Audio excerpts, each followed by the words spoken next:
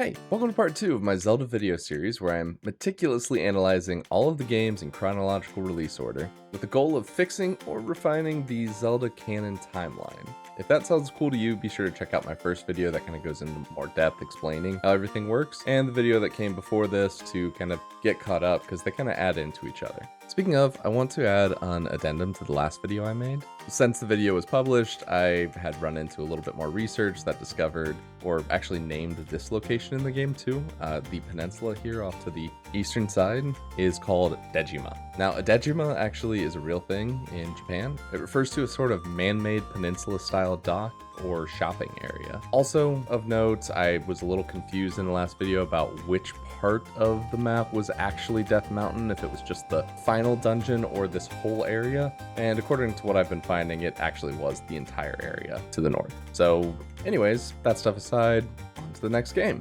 So full disclosure, this is one of the few Zelda games that I have never actually beaten before. While I did play it as a kid, my first and only experience with this game comes in the form of the Game Boy Advance version. I remember getting to a specific point in the game, but I had never used a guide while playing, and as a result, I really missed out on some of the key items and eventually just gave up in frustration. And to be clear, I am far from the only person that struggled with this game. It is hard. Partially for its cryptic hints, which is similar to the last game, although I feel like there's actually an improvement on that in this game. And also partially due to the somewhat restrictive map that does become repetitive because of the life system that's implemented.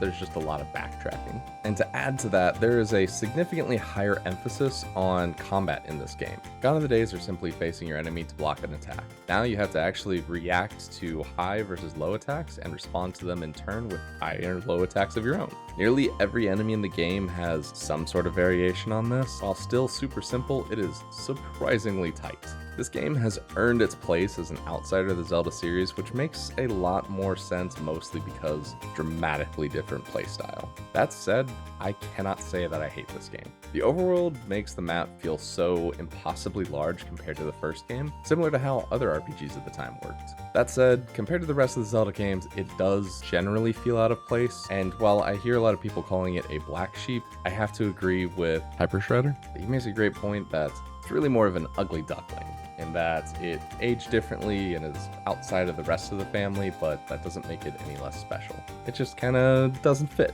and that's okay. There's nothing wrong with branching out and trying new things and really just exploring what you want your series to be. Anyways, let's get into the game and see where it might fit, or rather the evidence to tell us where it might fit in the Zelda timeline. And oh yeah, spoilers ahead.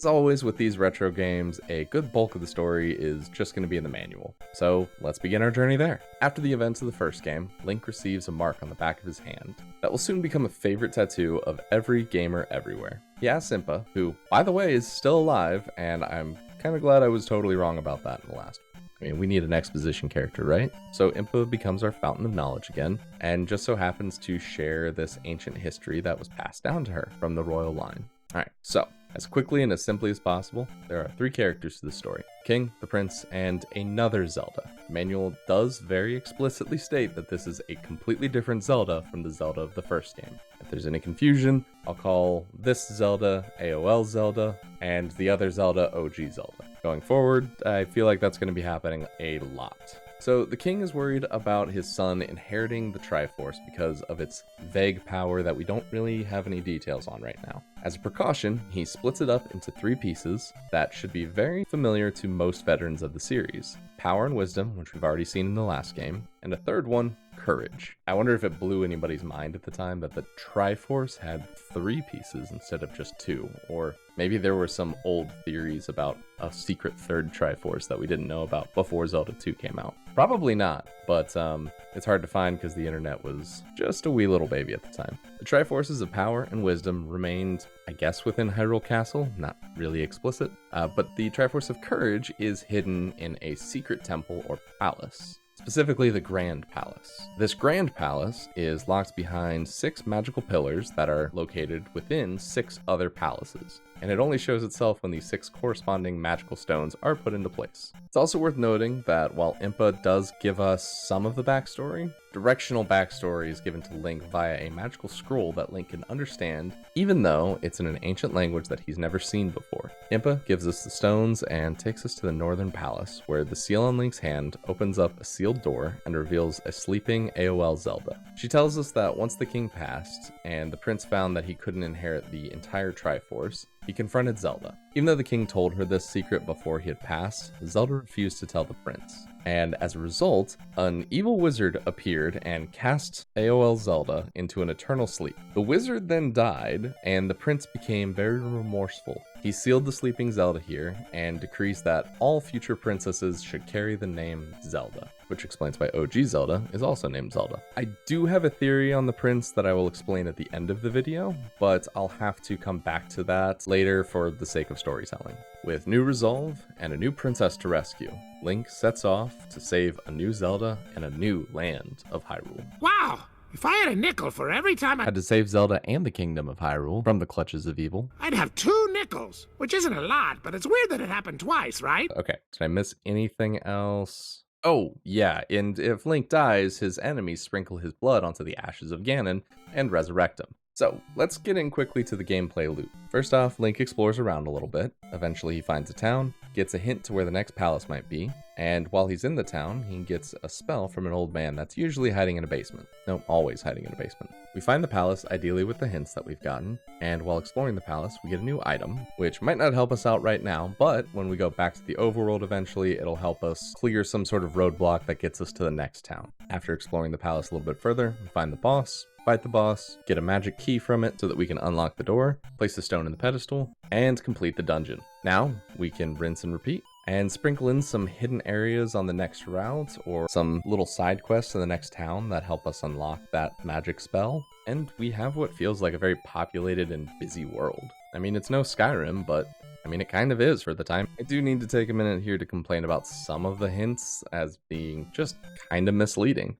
Take, for example, this kid that lives in the first town, Raru. He says, and I quote, "Get candle in Parappa Palace. Go west." I looked everywhere in the west. On the backside of the Northern Palace, all through the woods, all through the field, just trying to explore every single tile, because maybe there was something hidden in them. I've already run into a couple of hidden tiles, so maybe the palace is hidden in one. Well, let's follow the path and go to the next town, Rudo. The only advice on where to go next is don't head south without getting the candle, which we know is in Parappa Palace. Where's the palace? Well, it's here. It's northeast of the village.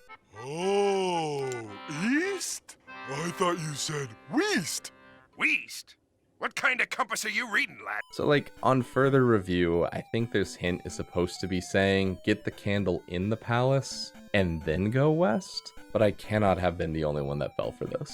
Grammar is very low on the list of priorities for these translations, so I really kind of just got in the habit of ignoring it altogether. But apparently missing that single period lost me, several hours of gameplay. I'm gonna digress, so let's go through my experience real quick in Zelda 2, The Adventure of Link.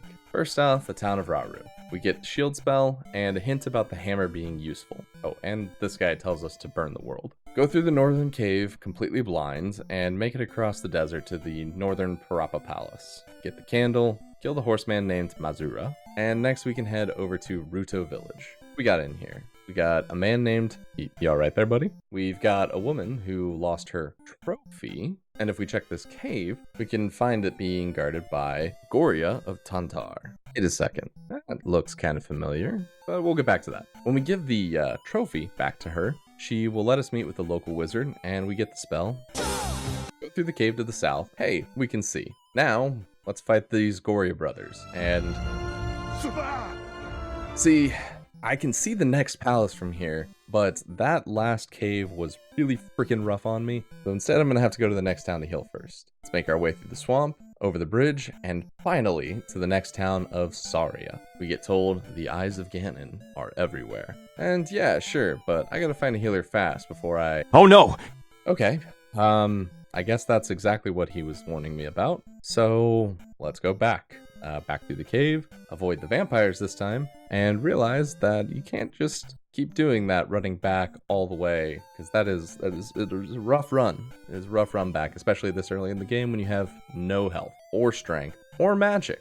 Can, however, learn a new spell called Life, which is probably the second most used spell in the game, right behind Shield. So even though that run is going to be difficult to beat the palace with, there is a shortcut that's available if we have the hammer, and it's got to be close because that one guy in the first village mentioned it. After searching around for a little while, I ended up looking it up. Hey, look, I already explained why manuals are a good thing, and I'm not going to explain it again. Looks like we have to actually cross this south bridge and go into Death Mountain to the south.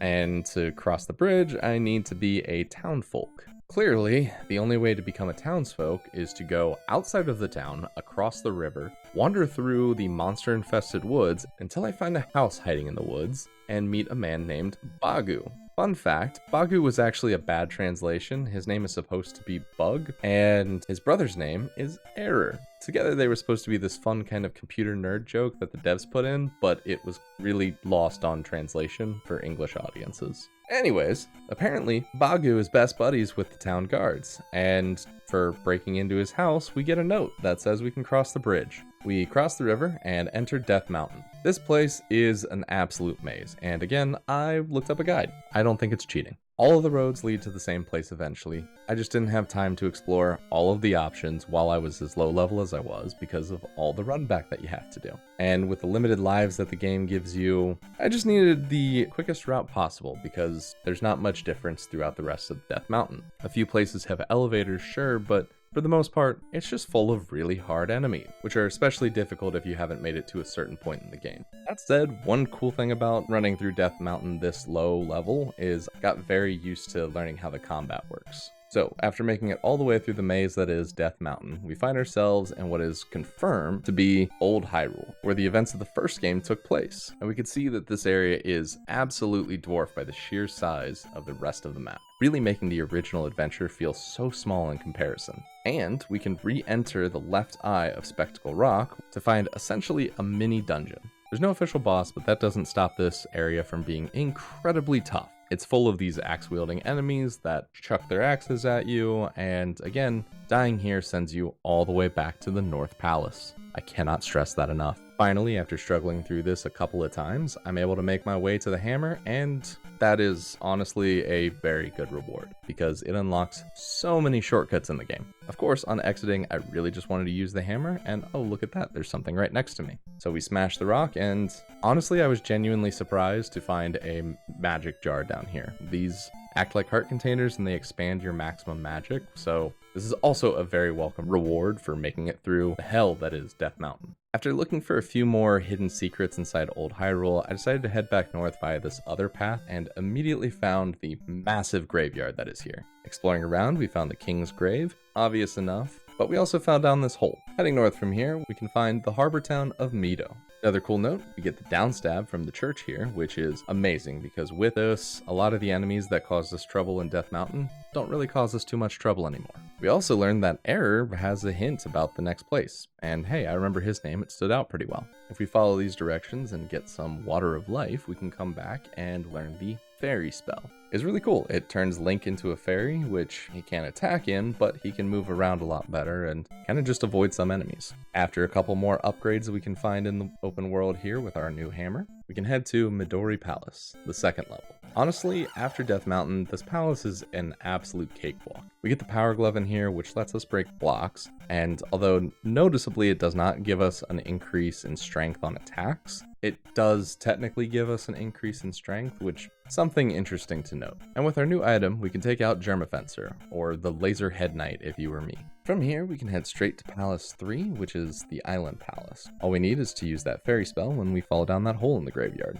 Again, this is easy peasy after Death Mountain. We grab the raft and we take out a mounted Iron Knuckle. Honestly, he's probably one of the harder bosses in the game, mostly because he's not just a boss. We fight him a couple more times down the road. So, with that boss defeated, we're able to take our brand new raft and sail across the sea to a brand new continent and the second half of the game. I do want to take a second here while I'm at this point and insert one little thing that I did find. Apparently, at some point, Nintendo had confirmed that the events of Link's Awakening took place right right here as we're sailing across the sea. That was later retconned, but it just kind of goes to show that someone at Nintendo has been stoking the fires of the timeline theory for quite a while. There might be at least some level of direction internally. Anyways, after sailing, we find the town of Naburu, which just tells us to go to the next town, Darunia. Both of them seem like they're in trouble. Everyone kind of is running around panicking. There's a lot more people asking for general help here. This poor woman here is dying of thirst. Whoever could save her. But it seems like the next point we should go to is Darunia. The mountain town is a little bit trickier to get to, but only because of the 2 ambush traps that you have to go through on this pass. On top of that, there are a lot of Aki vampires in this town, but I'm ready for them this time after that last encounter. If you do explore enough though, you can find a knight with the move Upstab in town, as well as learn that the devil doesn't like noise, and the palace has a false wall. We also find that there is a child that is in need of saving, and he's on the island. That child sounds the most in danger out of everyone here, so let's go do that first. The island over here seems massive and maze-like. While I was exploring it, I just kind of tried the first path that came to mind, trying to go straight there. And, oh, look what I found. How you doing? All right, how you have a seat over in that chair, please. Put your hands up top so I can see them. What are you doing here? I'm sorry. Anyways, I swiped the kid and got him away from that situation as quickly as possible. And as a reward for doing so, I get to meet the town wizard and learn the spell Reflect. Reflect is interesting because it's kind of just a cheap mirror shield ripoff, but I'll take it. It's also at this point that I realized I forgot the spell that was in Naburu and just kind of backtracked. After looking around and not understanding what this hint was for, I realized that the woman in dire need of water was 5 steps away from the fountain that you have to go to get the water. Anyways, the wizard gave me the spell. Fireball. Making my way over to the maze dungeon, it finally gets a little bit harder in here. The maze itself isn't that bad, but the palace does get difficult, and I ended up dying a couple of times in here before I got the boots. After getting the boots though, the walk back is really just a piece of cake because you can go around everything. The boss here is named Karak, and by far he's the easiest boss in the game. He might teleport randomly, which is kind of intimidating at first, but as soon as you realize the secret to his defeat, there's really nothing that can hurt you. With the boots, now we can also walk over some of the water in the overworld. Not all the water. Mostly it looks to be just shallow water, I guess. And there's nothing distinguishing deep or shallow water, so good luck. This area right here kind of feels like there's just a sunken bridge that we walk out on to the next palace, the Ocean Palace. The Ocean Palace did give me some difficulty. I got pretty lost in here, and I found out that was because that hint that we got earlier about the false wall, yeah, that's for here. That's not actually for the Maze Palace, which was actually closer to where that hint was given. I spent 30 minutes looking for this hidden wall in the Maze Palace before I just kind of gave up. That said, it genuinely does feel like these 2 palaces were swapped at some point in development. I got so lost in the Ocean Temple at one point, I just swam in lava to completely get a fresh start. Yeah, whatever works, I guess. The tool you get in here is a flute, which you could have guessed from some of the hints we've gotten. And the boss you end up fighting is, hands down, my personal favorite boss design in the game. I know that he's not in the Famicom version, but I don't care. I love Fat Darth Maul, or maybe Minotaur looking dude. Either way, his sprite is cool. And with our flute now in hand, I can go scare away the, oh god, what is that? Well, that's okay. It can't hurt you anymore. The next section is actually pretty tough, and it makes the run back to this area much more of a struggle. There are 3 separate ambushes here that consist of Geru throwing rocks from atop a tall wall. Learning how to juke them out really isn't that bad, but it always takes off at least a little bit of health, coupled with the difficulty of the encounters ahead, like the 2 bridge traps. And I was just very glad to be making it to the final town of Kasuto before I ran out of health. Hang on, what? No! Well, thankfully the wizard is in the first house here, so he can tell us to, he can tell us that they moved the town into the forest since their town was destroyed. No spell here. That's okay. It must be at the next town, or it must be at where everybody moved to. So let's explore the forest. Yeah, it turns out it's not that forest. It's this one that's over here. And you can't just find the village by walking over the right tile like you can with Baku's house. No, you have to use the hammer as if it was an axe and chop down the trees or covering up the tile that the village is in, and then that reveals the hidden village tile. This is literally not even possible anywhere else in the game. It's fine. let's get the spell, and we'll use it to get, what is this? Oh, magic key. That's pretty cool, actually. So, kind of like the lion key, it looks like it functions as like a skeleton key that lets us into any door in the next palace, or any palace is coming up, which we've got 2 left, so good time to grab it. The palace is also located somewhere called Three-Eyed Rocks. I wonder where that could be. I will say before I do that though, I'm realizing that I am incredibly underleveled here, and so let's do a little bit of grinding. Once we hit the max level cap of 8 health, 8 magic, and 8 strength, it's flute time.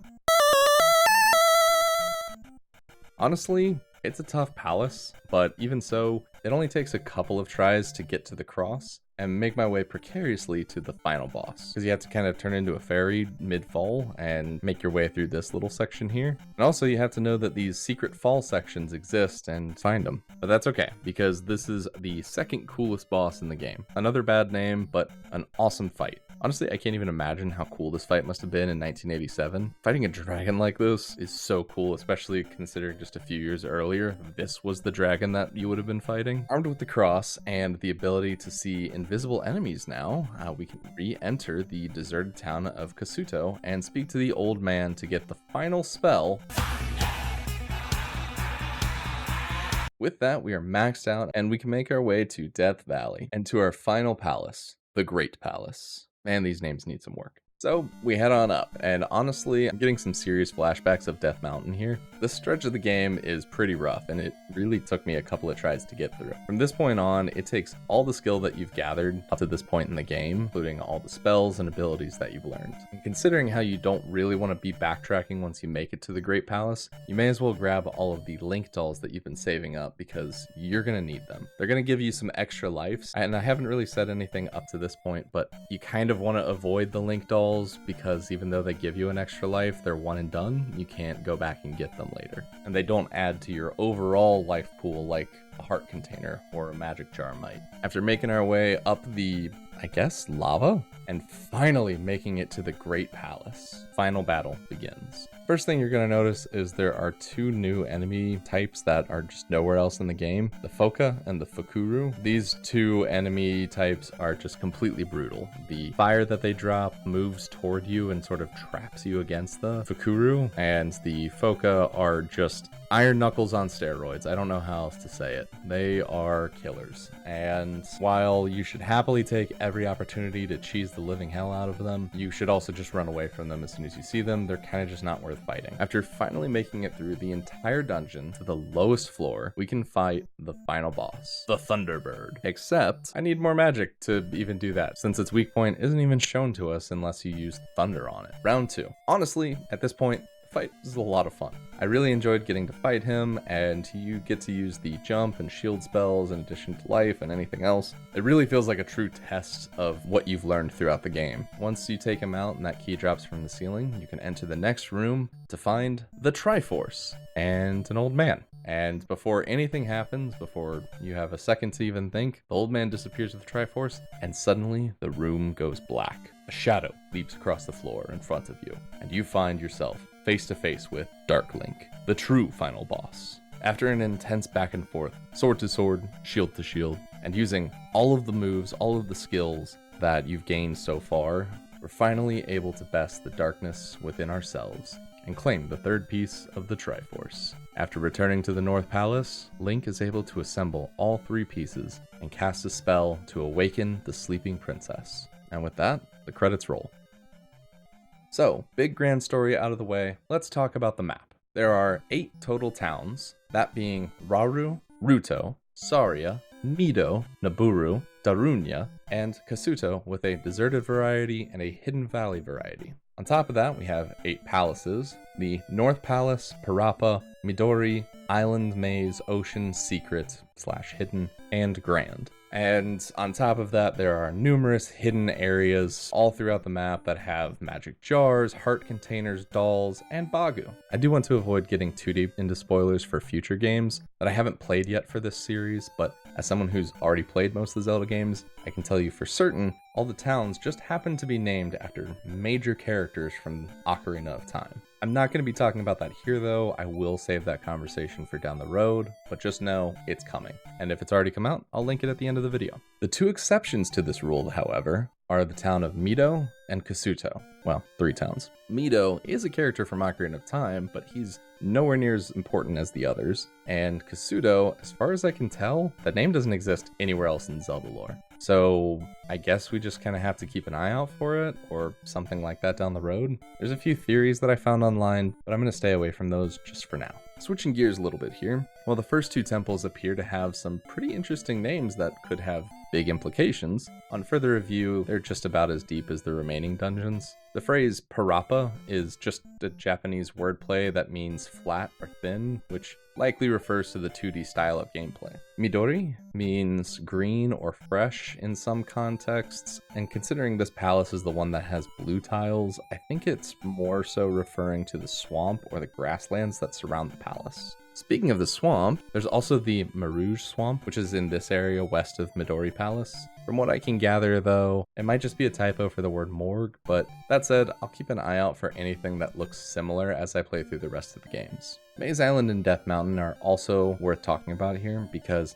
I think that the representation on the overworld map is greatly distorted for the sake of gameplay. Both areas feature lots of options in the overworld, coupled with 2D areas that separate the 3D ones. To make the gameplay feel more immersive and enjoyable, it makes sense to resize these portions of the map to make them seem larger than they are and therefore more playable, more explorable.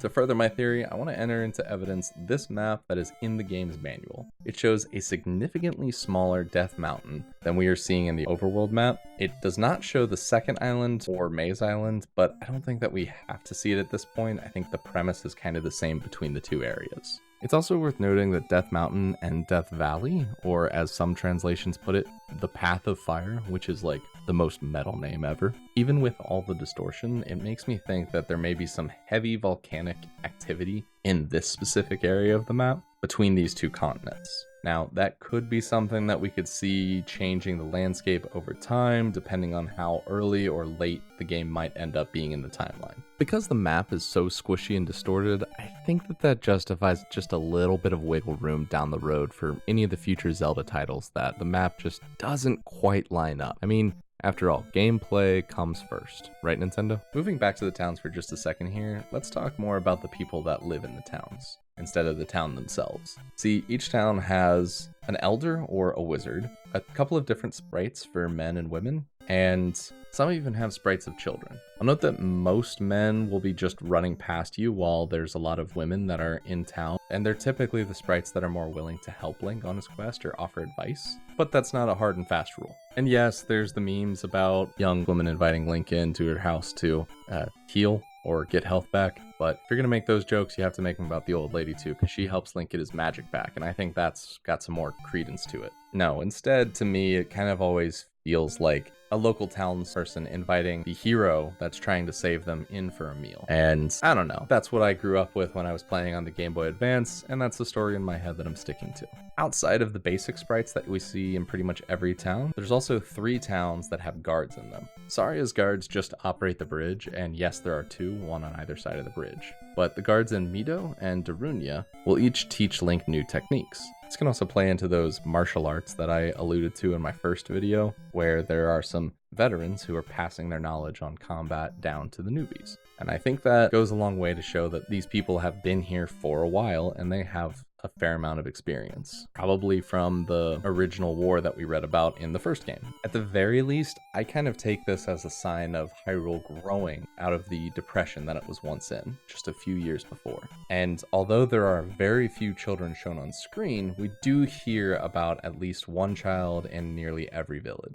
For example, there's this woman that's asking for medicine for her child. We never see the child, but we hear that it's doing better. There's also the child that we rescue. We don't really see him walking around, but also worth noting, while some towns are invaded by key vampires, some towns actually seem to be living peacefully with the monsters. Take for example the slime that's in Saria. that hints at Bagu's location, the red Aki that's in the attic in Naburu, and while I don't exactly feel like there's a lot of intelligent monsters like there were in the first game, it's also worth noting that in the manual, it does clearly state that the king had appointed guardians to protect the palaces, which means at the very least, all of the boss up to Duckling were at one point under his control. Speaking of monsters, let's go over exactly what monsters that we do find in the game. Returning from the original Legend of Zelda, we have Moblins, Levers, Goria, Octoroks, Tektites, and Zora. They are called Zora now, by the way. Entering the field for the new games, we have Aki instead of the Keys, Akiman, Araruda, Bago Bago, Bits and Bots, Boon, Dealer, Diara, Geldarm, Guru, Giruboku, Louder, Megmat, Moby, and the River Devil. Inside palaces, just like the first game, we have a completely different set of enemies like the Anaru, Foka, Iron Knuckle, Harutama, Stalfos, Fakuru, Guma, Mego, Miyu, Wosu, and Wizards. Of those enemies, there's a few that are interesting, but mostly because they are renamed versions of enemies from the first game, like the Iron Knuckle and the Dark Nut. We don't really need to get into that. What I do want to get into is this enemy here, the Foka. And I want to get into that because I have a very strong feeling that the Foka is going to help us with timeline placements down the road a little bit. See, the Foka only show up in the very last level of the game. They may fight just like the Iron Knuckles, but with Super Jump permanently enabled. However, that's not why I'm talking about them. I'm talking about them because they appear to be a type of bird people, both in the sprite and in the concept art. Their placement in the final palace indicates that they're some of the most elite warriors in the monster ranks, just like we see with all of the enemies throughout the Grand Palace, only showing off their strongest variants for Link to tackle. That said, I'm not going to talk about them anymore because I want to use them as a jumping off point for future content, but just know they're absolutely there and they're a pain in the ass. As for the rest of the monsters, the tools that every enemy uses throughout the game is rather basic and certainly leans very hard into the fantasy magic variety rather than the technical. I will point out, however, that not one of the enemies has a fire rod here. While some of the enemies throw fire at you, it doesn't go very far. And so I think that's a point in our stock still for my whole fire rod theory from the last video. And speaking of tools, there are the dungeon items we've already talked about, and they mostly just affect the overworld. But there's also items that help us interact with the townsfolk in different ways, usually unlocking the town wizard. Those items include the trophy, Water of Life, Mirror, Water, and Child. Of these, I really only want to talk about two of them, Trophy and the Water of Life, both of which have had a name change from the English localization. Similar to the last game changing the Bible to the Magic Book, Nintendo of America and other gaming companies were really trying to avoid the religious symbols in their games to minimize any kind of backlash that they might be getting from parents and religious institutions during America's Satanic Panic. That said, the original names for the Trophy and Magic Water were actually the Goddess Statue and Holy Water, respectively. This, I feel, is an incredibly interesting find, mostly because the Goddess Statue is going to play a really big role farther down the line. And while I have no illusions that games were being thought up way in advance and this was all planned from the beginning, it's another thing that gives me some confidence that at the very least, the developers are looking back at older games and trying to take care of some level of timeline placement. A lot of games from around this time don't have any references to Hylia at all. So finding the statue here may just speak to religion of Hylia either being in its infancy and sort of maybe even underground, or near its extinction at the end of the timeline. Either of these could still be the case, but quite honestly, it's still too early to tell for certain. Holy water is interesting too, because there's lots of samples of holy or healing water throughout Zelda games, so that would also be something to keep an eye out for as I keep playing. Perhaps it's something that we can circle back to with more information. So that's all well and good, but I bet you're about as tired of hearing what may be true as I am of saying that. I think we're ready for some sort of placement here. And this is the point where I want to talk to you about my theory that I sort of alluded to earlier in the video. If you've stuck around this long for that, thank you so much. That really means a lot. At the end of the game, this guy appears. He appears to say something before disappearing with the Triforce. After defeating Dark Link, he reappears holding the Triforce and gives it to you. Now there is absolutely nothing that I can find anywhere in the manual, Hyrule Historia, or any of the other usual sources. The only thing I could get is that Zelda Dungeon calls him a sage, but I don't see any sources of that information. Inside his page, it does however say that he stands atop a pillar and summons Link's shadow. If this is true, And seriously, my entire theory hinges on this one assumption. I may have just discovered the longest running conspiracy in Zelda Cannon. Now, he certainly looks like a sage, but why is he here of all places? Inside a palace that has been sealed for at least one generation, possibly many more. Stepping again just for a moment into the future Zelda titles, the Game Boy version of A Link to the Past corrects the term wise man into sage from its original NES. And so with that in mind, I'm gonna kind of play it a little bit loose here and use those two terms interchangeably. They do kind of just mean the same thing anyways. So, are there any wise men in the first game of the series? I may have grazed over them in my first timeline video, but actually our mystery sage appears to be wearing the same exact garb and beard that the old men in Old Hyrule wear in Zelda 1. The only difference here is the ears, except one of my commenters from the last video, Samburger Theories, pointed out a very small difference that I absolutely overlooked, and I think it is crucial to figuring this out. See, there are actually two different variations of old man sprites in the game. There are those in the overworld, hiding in caves and grottos, doling out swords and gambling. There's a completely different sage hiding in the dungeon. You see those little 4 pixels right there? Those are identical to the 2 pixels that we get on both Link and Zelda to show their pointed Hylian ears. And what does the sage in Zelda 2 have? Pointed Hylian ears. Coincidence? I think not! Okay, so he's a sage. What's the big deal? Well, in the first game, there are a total of 9 dungeons. Each dungeon has between 1 and 3 sages, totaling about 17 sages. In the second game, we have a total of 7 palaces, with only 1 single sage in the last palace. And what does that mean? Well, I don't actually know that. Or at least I can't say for certain. That said, I do believe I have a little more to lay out in the form of speculation. I believe that this sage inadvertently caused Zelda to fall asleep in the first place, and it's now his penance to stay here and wait to receive the hero who will save her. If we take a look back to the manual, the only image we get to see of the prince, we can see that the wizard is appearing out of his shadow. This is almost exactly what we see happen to Link when Dark Link is summoned. I propose this. The sage, possibly trying to do his duty and test the prince to see if he's worthy of the Triforce, casts a spell on him to show the prince's true colors. Then, instead of attacking the prince, like we see Dark Link do, the shadow cast from the prince simply corrupts his heart, which leads him to attack his own sister. Unfortunately, the sage is not able to break the spell in time before Zelda is put to sleep. That's why the wizard disappeared so suddenly right after it happened. It's assumed that the wizard ran out of energy, but that's weird. Link doesn't die when he runs out of magic. Be more like Link. In this theory, we do also have to accept that when Link fights his shadow, it's because he is pure of heart, and therefore incorruptible, so his shadow just tries to kill him. But I'm okay with that, because, I mean, that's kind of one of the requirements of wielding the Master Sword, right? But again, way ahead of myself. The wizard's spell shocks the prince out of his corrupted trance, and he realizes what he's done. Also now understanding that his father was completely right about him, and that he was not able to wield such power, he grows dismayed that his sister was the one who ended up paying the price. He locks Zelda in a safe temple until someone is worthy to come along and undo the mess that he's made. He then scatters the sages all around Hyrule to keep an eye out for the hero who may return to fix his mistakes and save Hyrule. But unfortunately, none of them are able to get into the palaces of northern Hyrule because they've already been sealed by his father, and possibly because the guardians that roam around the palace are too dangerous for the sages to face. So, instead, the sages in the north wait in the towns nearby the palaces, hoping that the hero may one day go by the town, at which point they can impart their magical wisdom to him in the form of spells. When Ganon's army eventually appeared in the south, the sages that had hidden in the secret temples were unable to escape in time. Outside of the temples, in the south of Hyrule, as Ganon's army pushed north, the villages were all burned and razed to the ground. Those that could flee, mostly the able-bodied men and women, did so, either around the coast or through the secret passages in Death Mountain. Try as they might, they weren't able to bring all of the elderly with them in time and had to leave some of them behind. Maybe even some of the able-bodied people stayed behind to help out the elderly if they could.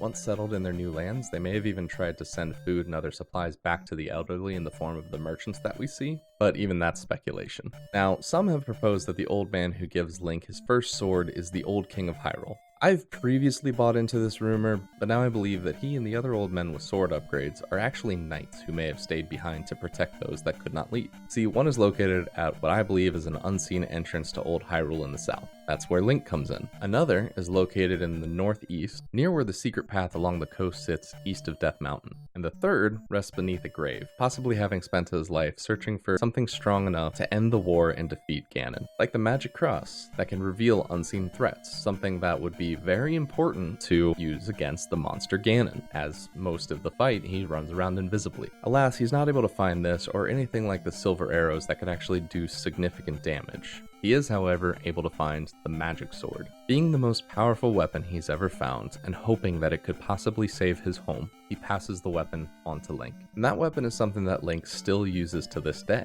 I think the events of these games take place a few generations apart. Maybe even Link's parents were killed during the initial invasion of Old Hyrule. Canonically, Link is 15, almost 16 in The Adventure of Link. It's not stated how old Link is in the first game, but Hyrule Historia places his age at around 10, and I'm kind of inclined to believe that, give or take a few years. So let's estimate roughly 30 years before the events of the first game, and I think that will give us enough time for the soldiers of South Hyrule that stayed behind to protect the old men and women to age up themselves, even when the previous elderly that were there may have passed away. Certainly enough time for the downfall of a kingdom like Hyrule, especially if it's expedited by the invasion of monsters and the Demon King. That would likely leave our OG Zelda as possibly the grandchild of the original prince, and it's very possible that Impa may have even been a young woman at the end of the prince's original reign, which explains why she knows so many royal secrets. Okay, I'm really starting to drink the Kool-Aid on this. I think I really like this theory. This is my first major theory, and there are some reaches, so I want to hear it from you.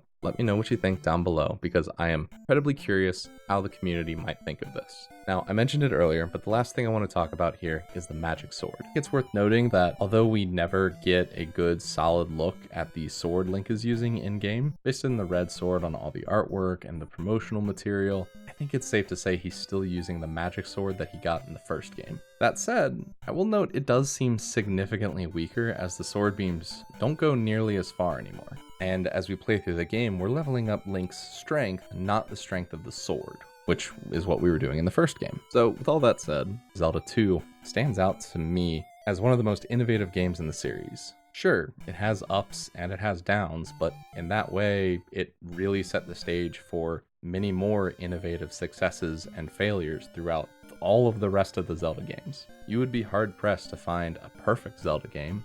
Even Breath of the Wild and Tears of the Kingdom have their detractors. Zelda trying its best to innovate and find new creative ways to play the game is arguably one of the biggest staples of the Zelda series as a whole. And I look forward to the next innovative ups and downs that we see in all the future and past Zelda games that I'm going to get to be playing here in the next couple months. So if that sounds interesting to you, subscribing might be a good idea, because then I'll pop up in your feed. And while you're at it, if you've got at least half a heart, please feel free to leave a like. I'd really appreciate it. Also, because I'm a newer YouTuber and really small and I don't have a lot of videos on my channel, if you do end up watching through any or all of my videos, but you're still craving more content, I've got a couple of links to awesome smaller creators in the description of this video that I think kind of hit the similar vibe as me. Most notably Babble with Jam, and as I mentioned earlier in the video, Sam Burger Theories. So if you do have a minute, check them out and tell them I sent you. I'd love to get in contact with them, and maybe we can do something more fun in the future.